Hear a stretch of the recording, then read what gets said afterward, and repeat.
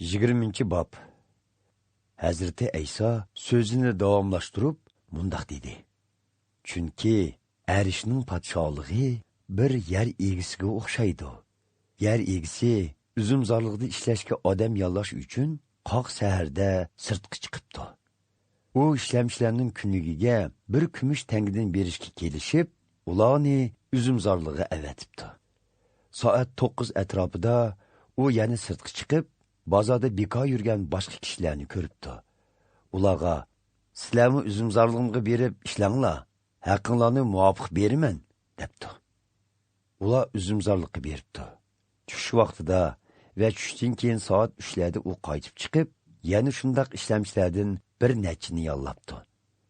Soat 5larda chiqqanida u yerda turgan yana boshqalarni ko'rib, ulardan "Nima uchun bu yerda kun bo'yi bekor yursizlar?" deb so'rabdi. "Bizni hech kim yollamadi", deb javob qaytaribdi ular. "Bundaqda sizlarni uzumzorlig'imga berib ishlanglar", debdi yer egisi ularga. Kashquruligi yer egisi g'o'jidarga ishlamchilarni chaqirib, eng oxirida kelganlardan boshlab, eng avval kelganlargacha hammasining ish haqqini ber, debdi. Tushdan keyin soat 5da ishga tushganlar kelib, g'o'jidardan bir kumush tangidan ilishibdi. Eng avval ishga tushganlar texmi ko'p ish haqqi olamizg'u deb o'ylashibdi. Biroq ularga navbat kelganda, g'o'jidor ularga bir kumush tangidan beribdi. Ular ish haqqini olgandan keyin yer egisidan ranjib, keyin kelganlar faqat 1 soatli ishladi. Biroq siz ularga kun bo'yi qattiq issiqda azob chekkan bizga o'xshash haq berdingiz, deyishibdi. Yer egisi ularning biriga mundaq javob qaytaribdi. "Birodar, sana nohaqlik qilganim yo'q. Sen bilan bir kumush tangiga kelishmaganmidik? Haqqingni elib, qaytib ketgin.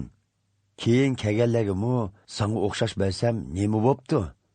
O'z pulimni o'zim bilgancha ishlatish huquqim yo'qmi? Sexiyligimni ko'rolmayotgamsan-ya?" Demak, oxirgi bo'g'onlar kelgusida oldinqilar bo'ladi. Oldingi bo'g'onlar kelgusida oxirqilar bo'ladi. Hazreti İsa Yerusalimga ketib etib, yo'lda 12 shogirdini bir chetga tortib, ularga mundaq dedi. "Mana biz hozir Yerusalimga ketyapmiz. İnson o'g'li oliy ruhoniylar va Tavrat ustozlariga topshirildi. Ular uni o'lim jazosiga mahkum qilib, Rimliklarga topshirib berdi.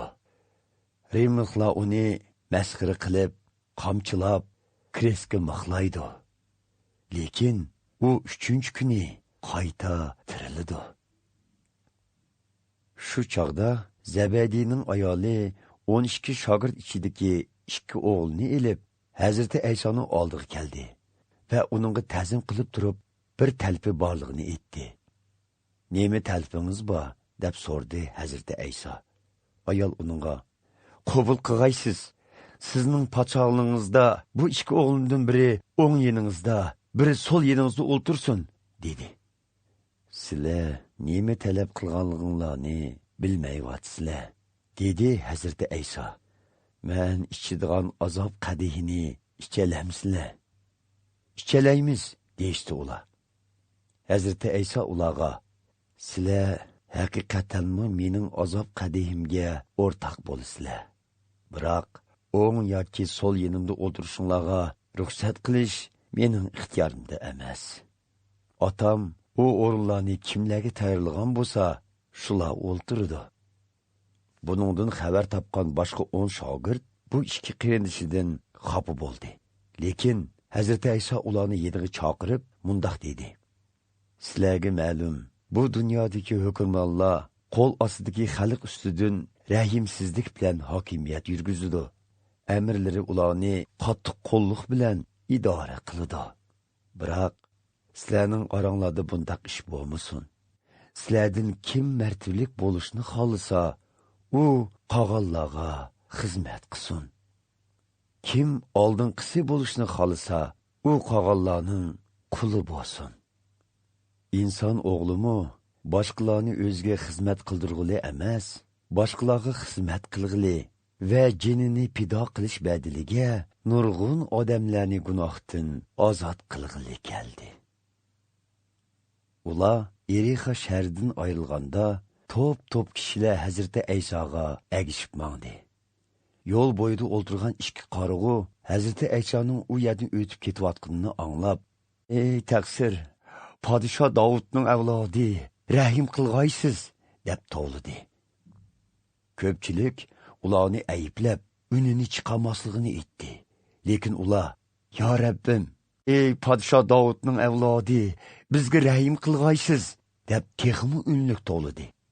Hazreti Ayso qadimini to'xtatib, ularni chaqirib, "Mendan nima talab qilasizlar?" deb so'radi.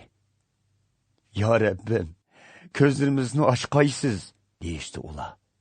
Ularga ich og'ritgan Hazreti Ayso ularning ko'zlariga qo'lini takkizgan edi, ko'zlari shu an ichilib ketdi. Ular Hazreti Aysoga agishib mangdi.